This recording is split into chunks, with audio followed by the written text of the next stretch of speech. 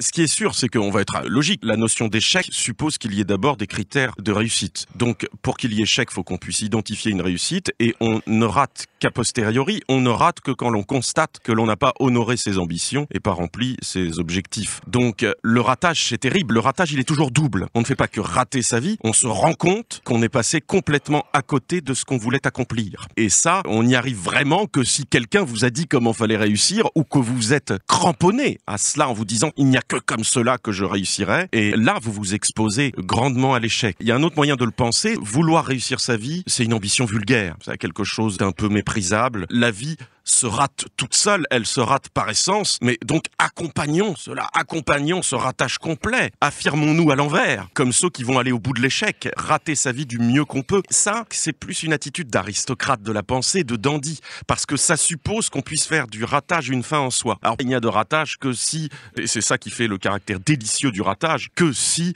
on a dérapé, que si on a voulu réussir et qu'on est passé complètement à côté. C'est ça qui fait le comique du ratage. Bon, c'est presque trop beau. Donc là, on voit ce qu'est le ratage, c'est-à-dire de vraiment passer à côté et soit de s'en rendre compte trop tard, soit de ne même pas s'en rendre compte parce qu'on a perdu la mémoire. Et ça, c'est beaucoup plus tragique et beaucoup plus comique en même temps parce qu'il n'y a de comique que ce qui est potentiellement tragique. Oui, je sais pas trop ce qu'est l'acceptation sur les vertus de l'échec, mais je suis assez dubitatif par rapport à cela, cette idée qu'il y aurait une vertu à l'échec. Là encore, ça suppose de l'identifier de manière globale et la notion d'acceptation, c'est déjà une forme de réussite. Enfin, c'est très paradoxal. Un échec, ça déborde de l'acceptation. De se planter, c'est de déraper, c'est de glisser. C'est pas quelque chose qu'on peut accepter ou pas. L'option ne se présente pas. S'il y a échec avec option, il y a demi-échec et au fond, il n'y a pas vraiment échec. Donc il peut pas y avoir ce type d'option. Et puis c'est pas drôle. On se plante radicalement ou on ne se plante pas. Et la radicalité suppose qu'il n'y ait pas de possibilité de reprise, de retour, de modification. On ne peut pas décider de ne pas avoir glissé sur une peau de banane. On ne peut pas décider de ne pas avoir souffert. J'en parle au sujet de la résilience. Et moi, c'est un mot aussi dont je trouve que c'est un gros potentiel comique puisque,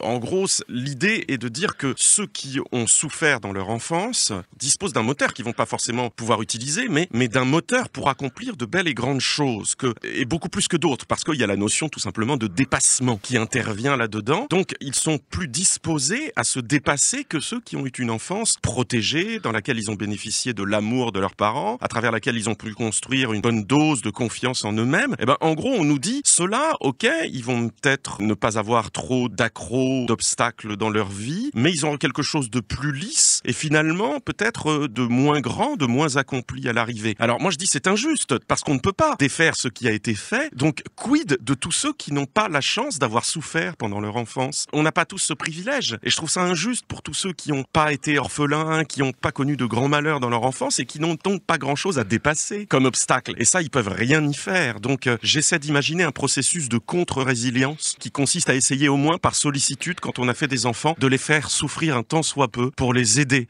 à aller vers la résilience. Donc moi je suis plutôt un partisan de la contre-résilience. Ça on peut le maîtriser un peu plus. Et il y aurait quelque chose peut-être de psychanalytique là-dedans, d'ailleurs peut-être pas totalement faux. Il y aurait dans l'inconscient parental une volonté de faire mal à ses enfants là où nous-mêmes on n'a pas assez souffert. La résilience, c'est quand même une tarte à la crème. Enfin, je veux dire, on a l'impression qu'on a découvert une terra incognita. Enfin, la résilience, ça a toujours existé. Ce qui ne te tue pas te rend plus fort. Mais oui, la résilience, ça veut rien dire parce que ça suppose, au fond, on ne sait pas ce qu'on fait d'un échec. Alors évidemment, quand on réalise qu'on a échoué et qu'on veut dépasser ce qu'on a vécu, on peut dire qu'il y a résilience. Mais enfin, ça n'est qu'un constat a posteriori, c'est une illusion rétrospective, c'est toujours rétrospectif la résilience. Ça peut pas être une loi psychique. C'est absurde de dire que c'est une loi psychique et c'est insultant pour tous ceux qui ont souffert, qui ont échoué, qui ont été malheureux et qui tout simplement continuent dans leur vie d'être malheureux et qui n'y peuvent rien. Et on peut pas leur dire mais dis donc t'es pas très résilient toi, pourtant t'avais les conditions pour. Non, c'est de l'ordre de la rétrospection pure. Et faire de ça une loi psychique, construire une causalité a posteriori, c'est vraiment du strabisme. Il y a presque un mensonge là-dedans dans l'idée de résilience.